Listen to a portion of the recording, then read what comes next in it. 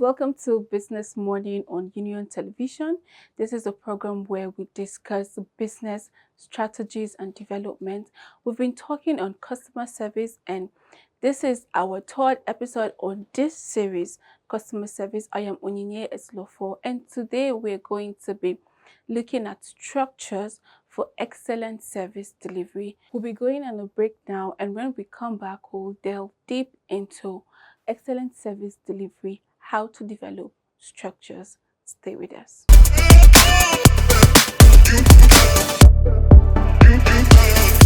Welcome back to Business Morning on Union Television. I am Onyinye Ezuloho, and we are still discussing customer service.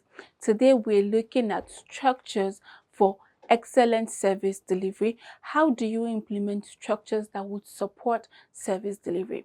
In this segment, we are going to be looking at internal customer service delivery system. You know, we have identified that within the customer service, we have external customers and internal customers. So these structures will be serving our internal customers, who in turn become more productive to serve external customers. So the first thing you need to know is that you must train your staff training. If you need your staff to be active, to be intelligent, to think ahead, to be proactive, then you must train them. Ensure that there are training programs designed for members of staff. This can be bi-weekly or even weekly programs. Second, you need to adopt the service champions approach. So what does this mean? Within the customer service sector or within every organization, there is always that one person, or there are two people or three people your customers want them to attend to them. Customers can walk into your business venture or your shop, your organization, and they are very specific. I want Dokwe to attend to me. I want Chinemerem to attend to me. What is unique about this person? What is peculiar about what are they doing well? What is drawing your customer to them? You need to find out. These are your service champions, and it means they understand service. They understand how to deal with customers. They can effectively manage customers. They can relate well with your customers. They know how to speak the language your customer understand. And that is why customers need them. What do you do? Because you're putting up structures for excellent service delivery, you need to understand that first, these people will not remain with you forever. They would leave at some point, or over time, you might promote them and they wouldn't have to serve within that capacity. So what happens when they leave? What happens when they are no longer working in that environment? What happens if you transfer them? Does it mean that customers won't buy from you anymore because they are no longer there? Is that what you want? No. So what you need to do is watch them, see how they relate with customers, ensure that it is in line with your standards. And when you've observed them and you're certain they are meeting your customers' needs, bring them up so they can begin to train the others. Let them train their colleagues. Let them guide their colleagues. Organize team training.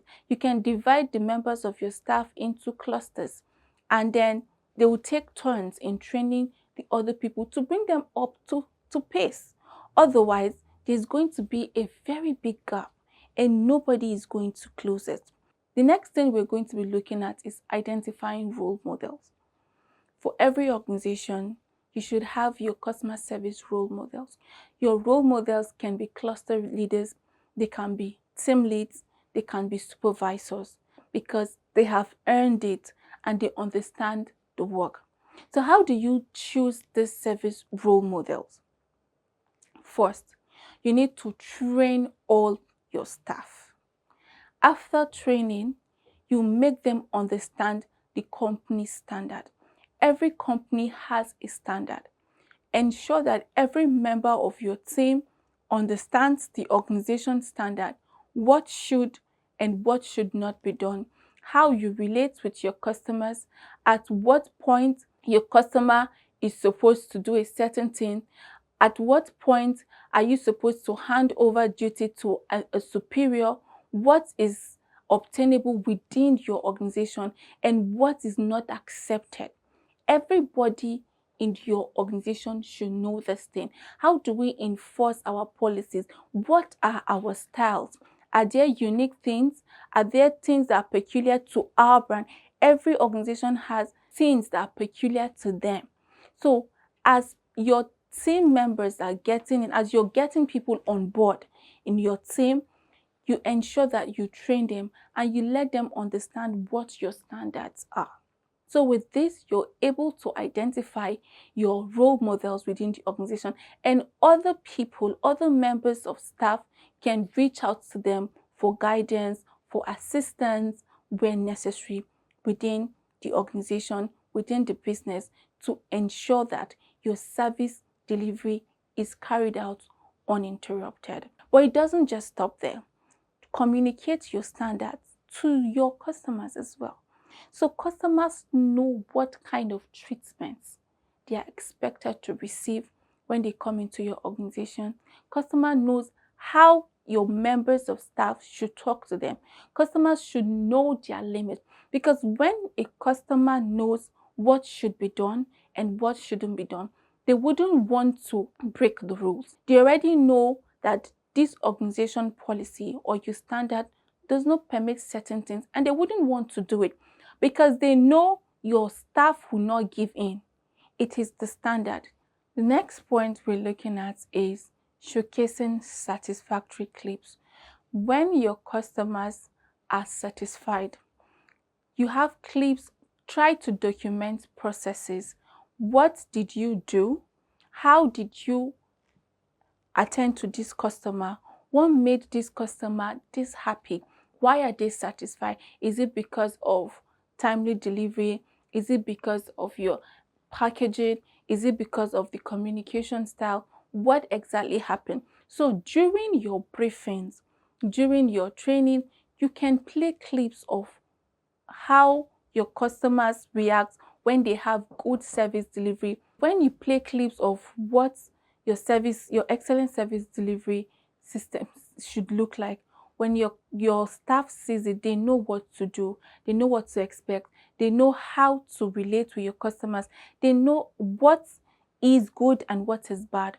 And with that, you keep reminding them. They don't want to forget that this is right or this is wrong, or they have a pictorial view of what excellent service delivery looks like.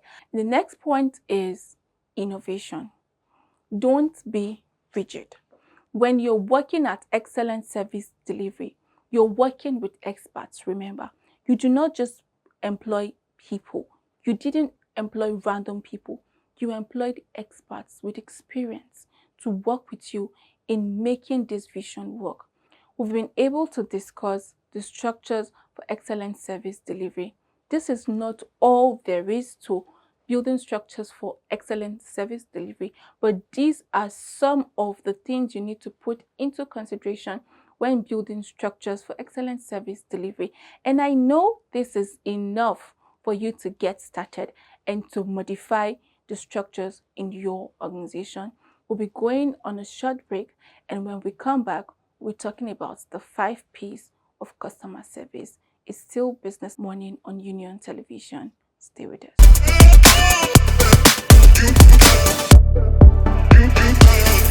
Welcome back. It's still Business Morning on Union Television, and I am Onyinye Ezulofo. As I said before the break, we'll be looking at the 5 P's of customer service. And the first P we're going to be looking at is people. Who are you serving? You are serving people, different kinds of people from different cultures, race, ethnic groups, and functions and walks of life. So how do you serve these people? But besides serving the external customers, we also have the people that make up your internal customers. So when you're working within an organization, it is important that there is integration, there is openness, there is communication, adequate communication and support. Let the people within your organization work together as a team. People working as a team results to productivity. And this brings us to the next P, which is policies. Policies are the rules that governs every business, organization, company, brand. Policies should be communicated effectively. Everybody should know the organization's policy. Everybody should know what is and is not in the organization, the do's and the don'ts of the organization. The code of conduct within the organization should be made available to everyone within the organization. This is important because despite the fact that there is integration, there is teamwork, is effective communication, you get to learn from other people within the organization and know a bit about their work so that you can fit in or you can provide adequate information when necessary. It is important that you do not break your ranks. There are different ranks, there are different principles governing different sectors and segments and fields within the company. So it is not in the place of the security to employ someone into the organization. So the fact that the security has information about the organization or that the security is equipped with enough knowledge that he or she can tell anybody, provide anyone with adequate information about the organization or answer questions about the organization, you do not have the right to employ people. This brings us to the next P, which is procedure. How do you work? How do you operate? What are the durations? What are the steps? So you get into a place, let's say you work in the banking industry and there are people who have problems of payment not reflecting or beneficiary not credited. So what is the ideal turnaround time for them to have a reversal or to either check, to contact the beneficiary or for payments to reflect? Do you know the procedure? If somebody wants to purchase from you, let's say for instance, if you're selling a product and then you're in the market and you're putting on your company's polo and there's a product on it or your brand is promoting a product, your company is promoting a product, and then someone is asking you, how I know this product, I've used this product, but I have this complaint, or how do I use this product? What would you answer? Do you even know how to use that product? Do you know how that person can use that product? If the person is saying, I have this complaint about this, what do you think I didn't do well? What can you say? Can you tell the person, oh, this is the reason you're having this reaction, or when you use this at a particular time, what the reaction is most likely going to be? So don't worry, it's just this. And do you know it? If someone is saying, I like this thing, I love the future, how can I use it? If I buy it, how do I use it? You don't know how the person can use it, but you're promoting the product. Why should the person buy from you? So the procedure is very important. Okay, you buy this thing, you put it here, after 3 days, check it, do this, do this. This is your end result. But some people are selling for companies, or you're attending to customers and customers are asking you, how can they use a product? I don't know, read the label. Or it is on the body. Is on the body, is it a direction on how to use a product? Is that the procedure? Or you work with an organization, you people have an app, and the person is saying your interface is hard, I'm finding it difficult to navigate it, how can I use this thing? And you're just saying things that the person is even tempted to ask you, are you sure you use your product? Some people advertise products they don't use. You're not bold enough to use this product, because when you cannot tell somebody the procedure, how to go about the thing, or how to take care of something, or how to manage something you're selling, it means you're not using it.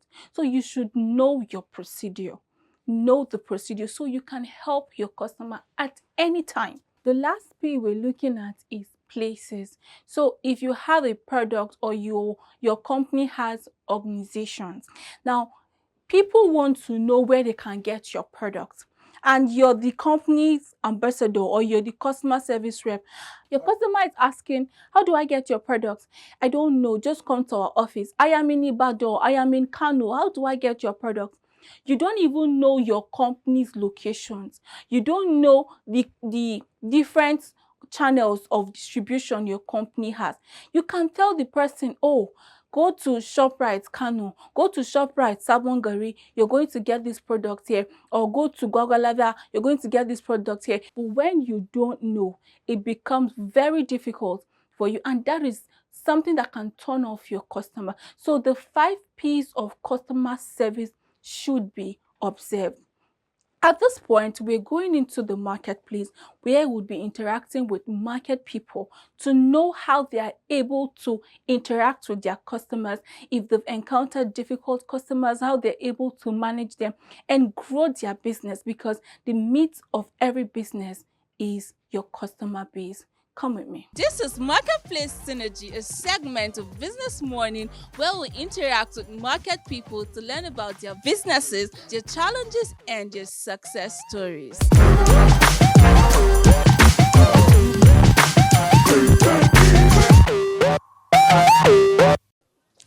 Okay, it's another time in the marketplace, and we're discussing with an amazing furniture maker here in the Nigerian markets who has different pieces that are works of his art.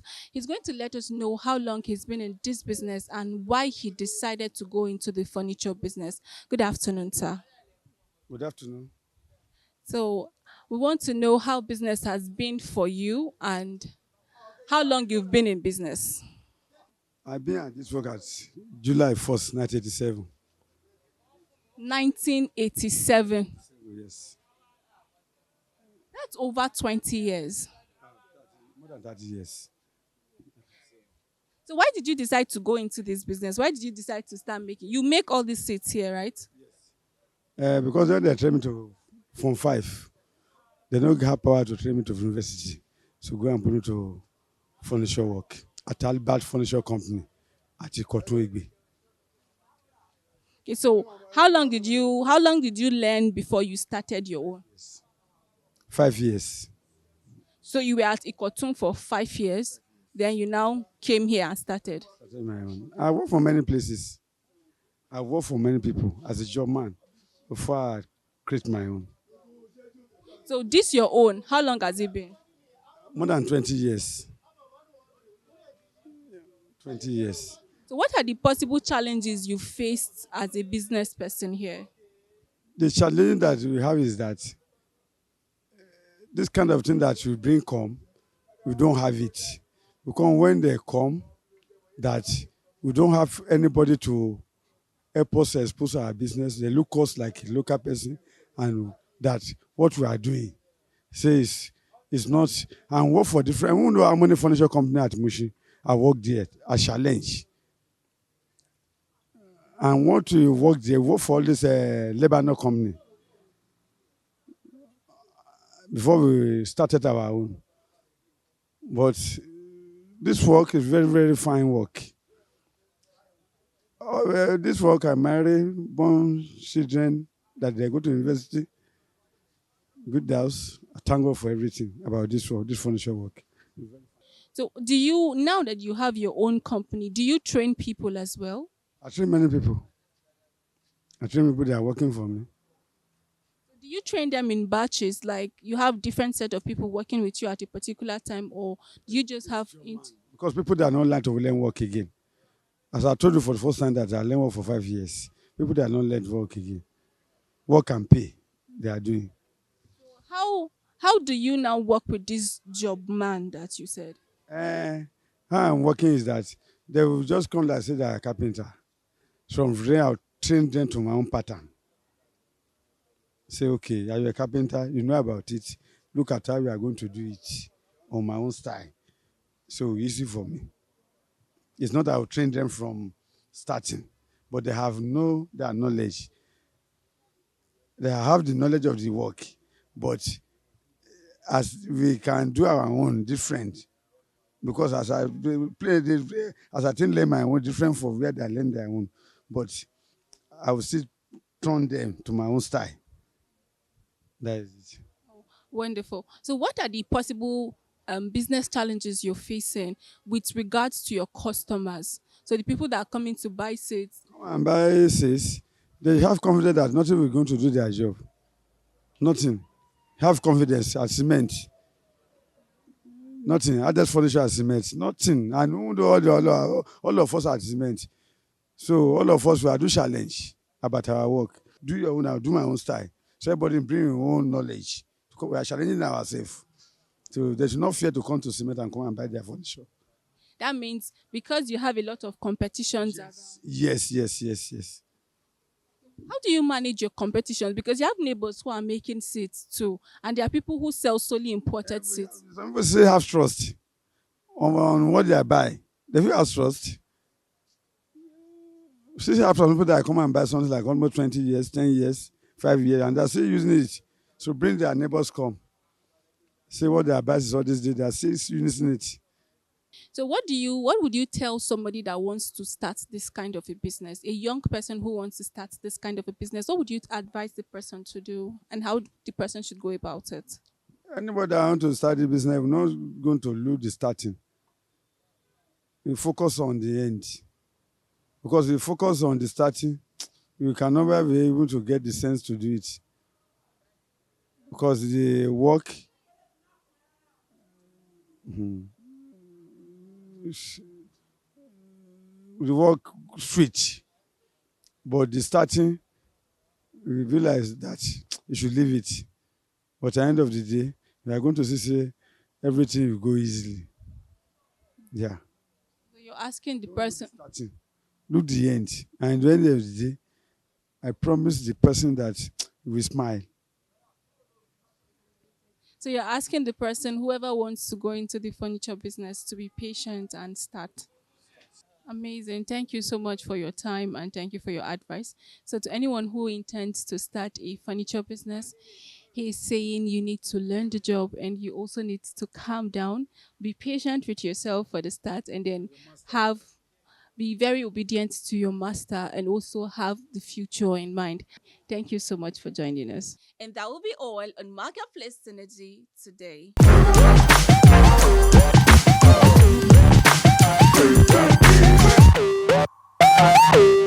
And yes, it's good to be back from the marketplace, and I'm really excited you went on this journey with me. We've learned from market people, we understand how they operate, we understand the demands of the market and how they are able to meet the demands of their customers. You need your customers to be in markets, to be in business, and your customers also need you. So don't be that person who is too concerned about the business without paying attention to the customers. You need customers. Customers need you. Manage your customers well. Harmonize your business and your customer service relationship so you can have the best. Thank you for joining us today on Business Morning. For more content, follow us across all our social media platforms. And yes, subscribe to our YouTube channel. And until I see you again, keep watching Union Television.